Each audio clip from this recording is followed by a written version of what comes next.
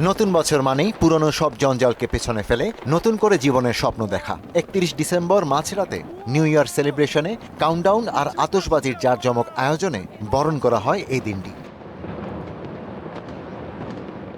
ভৌগোলিক কারণে সবার আগে নতুন বছরকে বরণ করে নিউজিল্যান্ড। জমকালো আয়োজন আর বর্ণিল আতশবাজির মধ্য দিয়ে নতুন বছরকে স্বাগত জানায় সিডনি, মেলবোর্ন সহ বিভিন্ন শহরের বাসিন্দারা। এরই মধ্যে নববর্ষ ২০২৫ উদযাপনে বর্ণিল সাজে সেজেছে যুক্তরাষ্ট্রের নিউ ইয়র্ক টাইমস স্কোয়ার। সেখানে প্রায় ১০ লাখ মানুষের সমাগম হবে এবার। এদিকে নববর্ষ উদযাপন উপলক্ষে ব্যাপক আয়োজনের প্রস্তুতি নিয়েছে ব্রাজিল। প্রতি বছরের মতো এবারও দেশটির রিও ডি জেনেরিও শহরে সমুদ্র সৈকতে তৈরি হয়েছে বড় মঞ্চ। ধারণা করা হচ্ছে এবার ২৫ লাখ মানুষ জড়ো হবে সেখানে। নতুন বছরকে বরণ করতে প্রদর্শিত হবে আতশবাজির খেলা। জার্মানির বার্লিনেও চলছে নববর্ষ উদযাপনের প্রস্তুতি। এই উপলক্ষে বার্লিনের ব্র্যান্ডেনবার্গ গেটে আয়োজিত অনুষ্ঠানে জড়ো হবেন প্রায় ৬৫,০০০ মানুষ। নিরাপত্তা জোরদারে শহরে মোতায়েন করা হয়েছে অতিরিক্ত ৫,০০০ পুলিশ।